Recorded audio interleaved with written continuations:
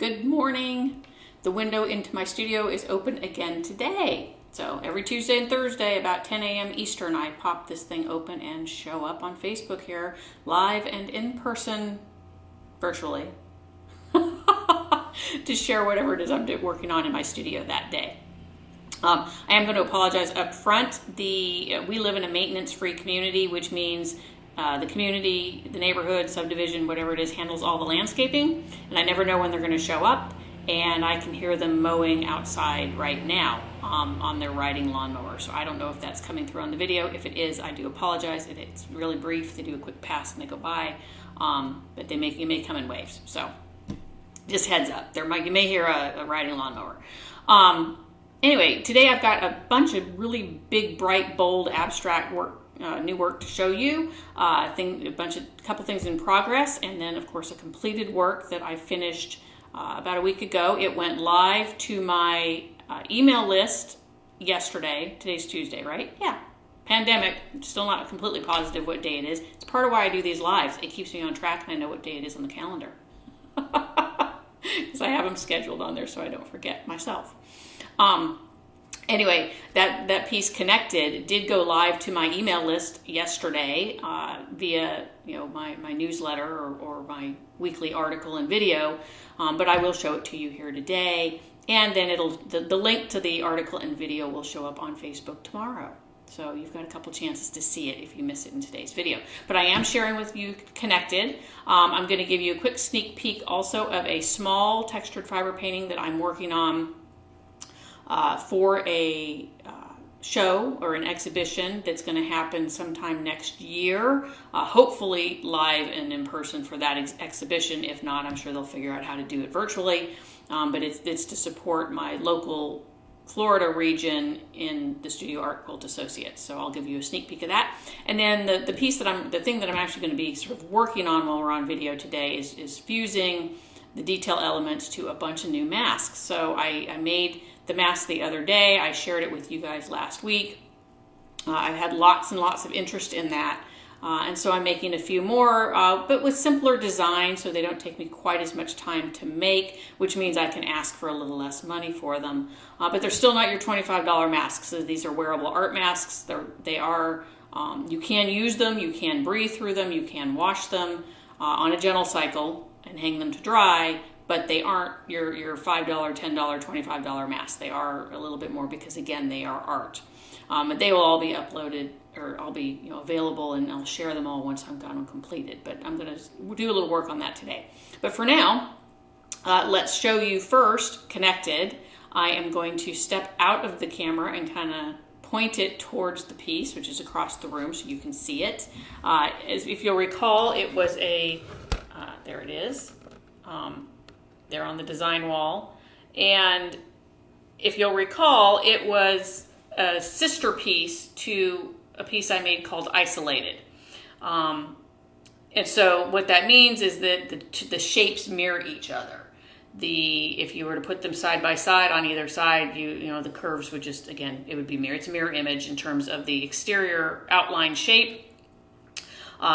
Both Isolated and Connected do have square elements to them, which I don't usually use. Everything is usually very abstract, but that's kind of where the similarity ends. The outline shape mirroring and some of the squares.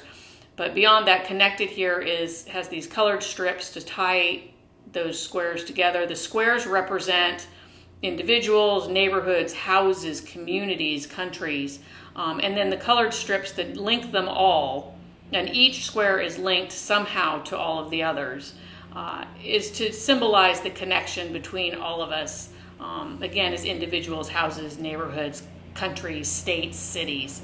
And it also is, comparing the reason I use black and white for this one is because in my mind, connection is that simple. It's that straightforward. Connection is black and white. There's no gray. This can be taken to also include skin color if you choose, but really just to show that we're either connected or we're not.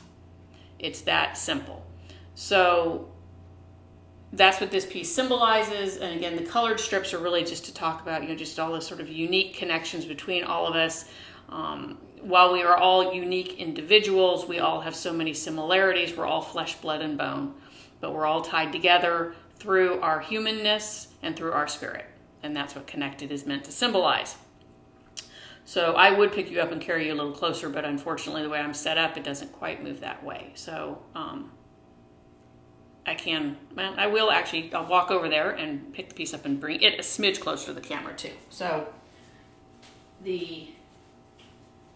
just so it's a little bit more, just to show it a little bit better, but it's about, I can't remember the dimensions, but it's roughly 2 feet by 3 feet. And then just one of the things I'll show closely to the camera if I can get it there. Hard to do on an iPad. Maybe you can see with the light that's stitching. And just as I do with all of my work, what I call the textured fiber painting is the really dense stitching that I do on all my work, where roughly each line of thread is roughly about 1/8 of an inch apart from the neighboring line. So it's a lot of stitching. These take quite a bit of time. That particular piece took me about 36 hours to make, and so it's spread out over time. If I had 36 hours to just work on it and sew, I could probably finish it in a week, but that's not how life always works. So then the second thing I want to give you a quick peek on is the piece, like I said, that I'm working on for this exhibition. It's all about Florida fish, and so I'm just going to kind of hold it up. And it's a tiny, tiny piece. It can only be 12 inches by 12 inches. And I'm going to step back to where I can be in the camera again. And fix this a little bit so you can see my face. But yeah, so this is the little Florida fresh fish. It's supposed to be a little tropical guy. And I'm working on him. I was doing a little stitching on him today before I got online. So I'm hoping to finish that up in the next week or two. Again, because I'm also working on masks. And so, work a little bit on that one, work a little bit on something else, and move on from there. So now I'm going to turn you a little so that you can see me, because I am going to have to go to the ironing board, good Lord. And so you can see me as I'm pressing. But as I said, I'm making a few more masks because the one I made last week was was really kind of a hit. People really, really liked it. It's still available for sale. Nobody's bought it yet. But it is, it was really got a lot of interest. So like I said, I'm making some more. I'm going to make 10 more. I'm going to do them in all sorts of different colors as far as the base fabric is concerned. So the full spectrum of color is really what I'm going for. And I'm simplifying the design dramatically in the hopes that I can get these completed in less than 6 hours each. Because that 6 hours each means that I got to charge quite a bit. The simpler version, I'm going to ask for $150 for them. Again, they are wearable art. You can wear them, you can wash them, you can, hang them to dry. So again, you can wear them, but they are art, so they're not your simple Target mask. All right, it's not a paper mask, not any of that. But I did stitch I stitched 5. I'm doing 5 at a time, so I stitched the linings together the other day. So all of them will have gray felt lining, which is totally breathable. It really is. Even in the Florida heat, I can breathe. I have a very simple version with no detail on it that I wear at the grocery store, and I can wear it in the parking lot when it's 100 degrees out with 100% humidity. And I'm not going to hang out there for hours, but standing outside, but it is totally breathable, and with the layer of fabric on top of it. So this is the felt lining that goes for all of them. And it's nice because it's really soft on your face, so it doesn't hurt you. But so then today I'm just gonna press these, but this is what I'm doing. I'm sort of simplifying. You can see it's much less detail. Actually, let me grab the other one just so you can see it. Again, as a reminder, reach and grab. So this was the level of detail on the original mask. This one's for $250 because again, the amount of time and the level of detail for it, but still wearable art. Still something you can do. And, this is the face you're showing to the world, people. You're not showing this face anymore. You're showing this face. So why not make it fun and interesting and gorgeous? So as you can see, though, I'm simplifying the design dramatically. It's just each piece will have 3 different strips. This is the other side of this purple one. So, whatnot. But I'm, red, yellow, pink, orange, and purple are the colors I'm working on at the moment. And then I'll do green, blue, black, white, and lavender when I get this bunch finished. This purple one is already spoken for, but the rest will all be available for sale once I got them complete, and I'll let everybody know when I do that. So for now, I'm just going to fire up the iron. I got to get these things fused together so that I can start stitching on them. The interesting thing here is that when I stitch, well, let me get plugged in first. When I stitch my masks, well, when I stitch my fiber paintings, there's always a layer of batting. So oftentimes, I'm going to need those. Oftentimes there's something like the felt. It's called batting. It's the quilter's tool. That's really kind of a, I don't want to say fleece, but kind of like a very thin, very breathable, sort of loose, fairly reasonably loose weave. I mean, it still comes together and stays together, but it's, you know, it's batting for the quilt, and so I always have a layer of that behind my fabric when I'm making my textured fiber paintings when I do all my stitching, and then I cover it with another layer of fabric so you can't see all the thread. For these masks, I'm stitching just the fabric with no batting behind it because I'm going to add this layer behind it, and that will hide all the stitching. So it kind of changes the process a little bit when one is stitching it, because oddly enough, maybe not oddly enough, I don't know.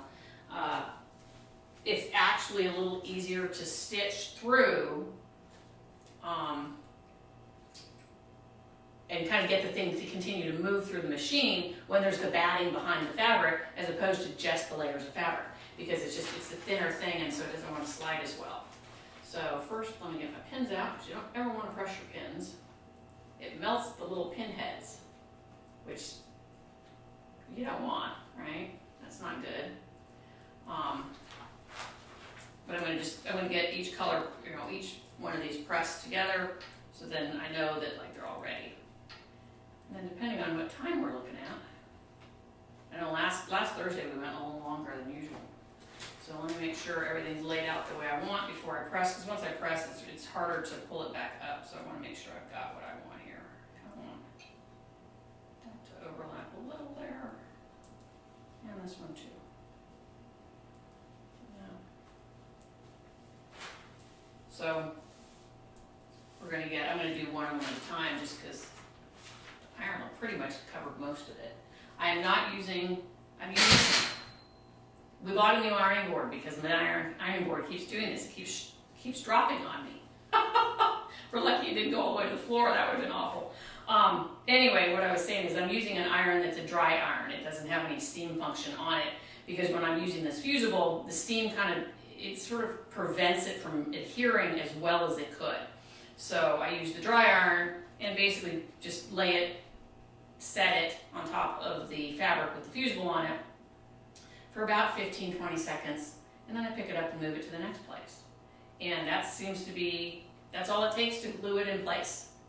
So we're going to do that for all of these, for these 5 masks, and then we'll see where we are for the day. I am curious, I suppose,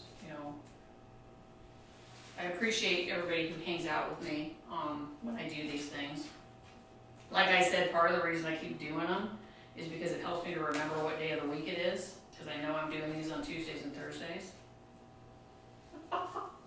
Anyway, how many other people out there are feeling like every day is Groundhog Day at this point? Right? Oh my God, yeah. Even Rocco, my partner, he goes to work. He works in the construction industry, so he's an essential service, so he has to go to work every day. Of course, he wears a mask. Let's see if I can get him to wear one of my art masks. That would be fun, wouldn't it? Because guys can wear these too. Anyway, he goes to work every single day, and so he gets to see people outside the house, which is very nice. And I'd like to be able to do that a little bit beyond the weekly trip to the grocery store.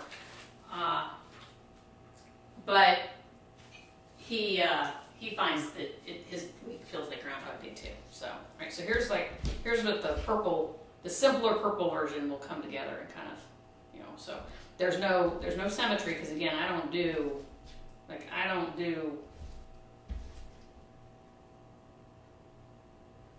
symmetry. I do abstract. I guess that's what I'm trying to say.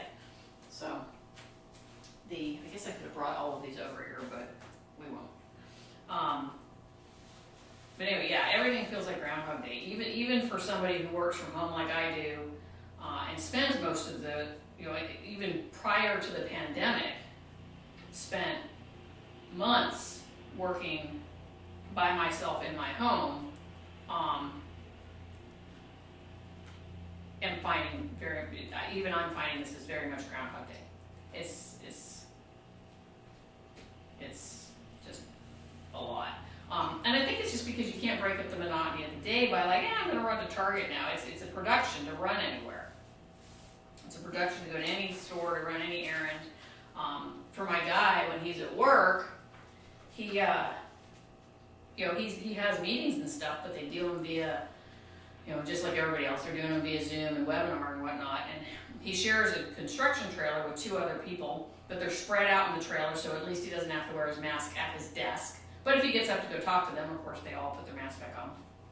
And he's got to wear it when he goes out into the field. And he goes because he does airfield construction and apron, concrete and asphalt paving as a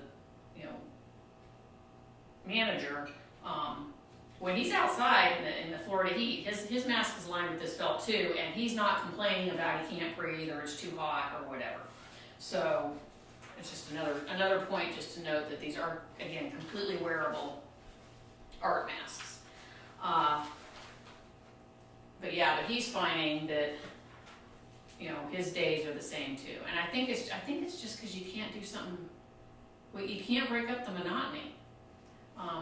But that said, how much of life is Groundhog Day anyway? If you get up, you go to work, you come home, you make dinner, you go to bed. It's just amplified now because of the restrictions in place for the pandemic. So the cool thing about making art or doing anything creative is that because I'm creating something different every time, it helps to break up my monotony a little bit. So this is what the orange one will be, this color combination. That one actually has a fair amount of symmetry that I didn't intend, but it's okay. I don't care if it matches or not. I'm going to move the rest of these over here just so I can have them handy.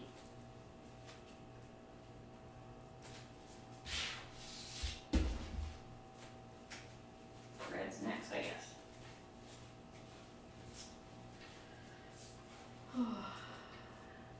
So what do you guys, like if I make art to try and reduce my monotony, what do you guys do? I'd love if people would put comments in below.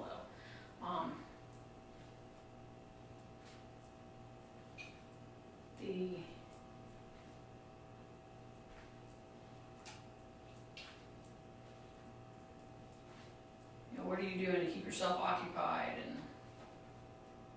how are you surviving if you can't see family members and all of that good stuff?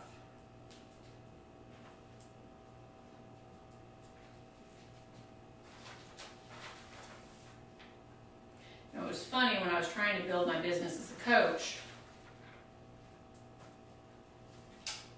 that actually felt more monotonous to me than making art does. Because again, I think it's because I'm working on something, even if I'm working on a project, even if I'm working on the same project for a couple of weeks, it's still something different every day, and that helps a lot.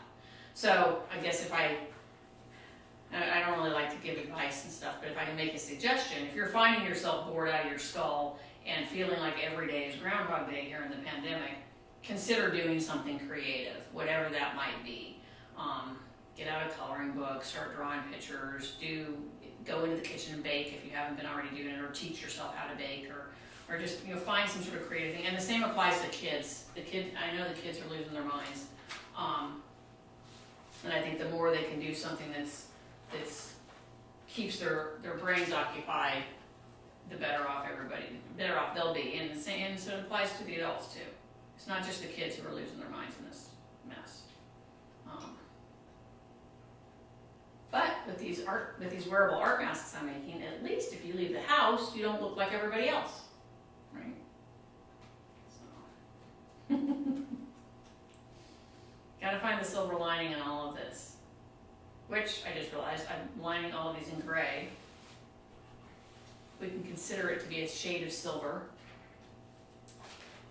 So we've got silver linings for all the masks, too. Have fun. So this is the red one will kind of look like, again, this is just sort of an idea. Red one will look kind of like that. That one's very different. I gotta trim a few edges on that one, but that's okay. Get the yellow pressed and the pink pressed, and then we will probably we'll probably close today's window.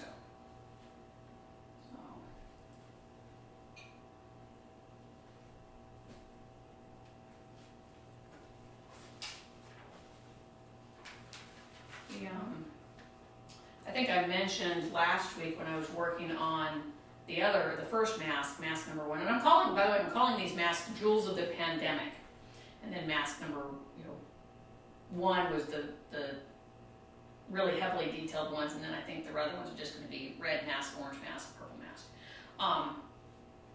But I think I shared with you last week that the pattern I'm using for this mask is not my own. It is one I found on the internet at a website called mainediy.com. It's Maine, the state, M-A-I-N-E, and then DIY.com. And the pattern was free. And what I liked about it is it had the curving piece to go over your face, so it's not as squishy on your nose. Because I find that makes it feel harder to breathe because it's getting pressure on the nose. Whereas this one with this design, it gives you that curve, and so it follows the curve of your nose, and it gives you a little bit, it allows a little bit more airflow behind the mask for you to breathe. So that's what I liked about the pattern. That's why I used it. And it's pretty simple to make. So, but I know millions of people are out there, hundreds of people, I don't know, lots and lots of people are making masks. But I will say nobody's making anything like I'm making, because I'm using my own my usual art technique, which is a collaged thing with the raw edge applique and then the densely stitched aspects of it for the fiber painting, or what I call the textured fiber painting aspect of it. So each of these, again, are like little mini works of art. They're little mini jewels and gems that you can wear on your face. So, and this is the yellow one. Again, much simpler. And finally, I'll press the pink one. Really, I'd make one for myself. I haven't done that yet. Instead of making all of them for sale, maybe I ought to keep one. Here's an idea. I'll choose one and keep it.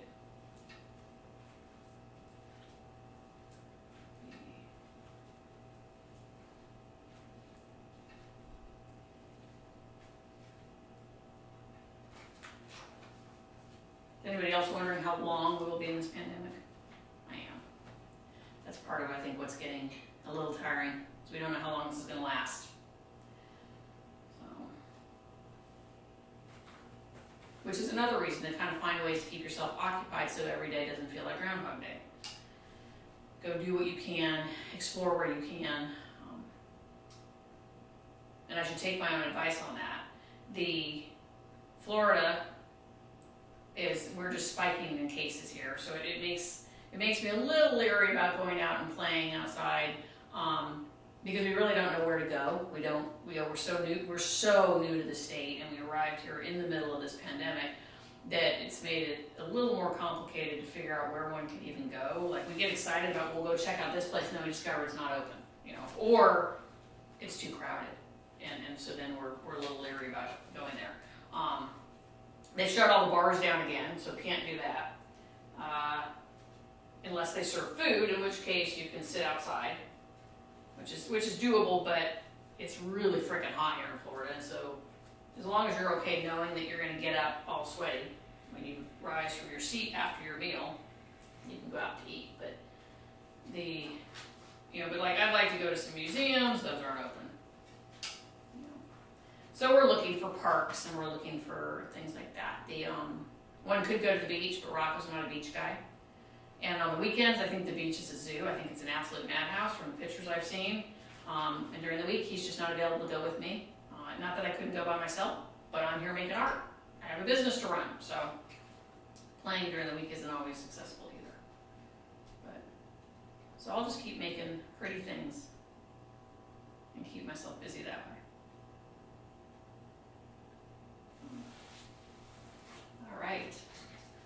are all pressed, and we were successful in terms of the ironing board not falling all the way to the floor. I can't wait. I think the new one shows up tomorrow. This thing is killing me. So, and then here's the pink, what the pink one's going to basically look like once it's done. So that's what I've got for you for today. And I think I'm getting ready to close the window. So I'm working on 5 new wearable art masks that will be available for purchase once they're complete. Again, they'll be $150 each because of the level of detail and the time it takes me to make them. But they are fully wearable, washable, hang them to dry, wash them on the delicate cycle, and whatnot, fully breathable with the felt and whatnot, so they soften your face. And they'll all have ribbon ties to tie them around your head. And then, of course, the little fish that I showed you earlier on, and connected my latest larger textured fiber painting that I finished a week or so ago and shared again with my email list. So I want to close out by saying, and I'm going to come meet you at the camera here.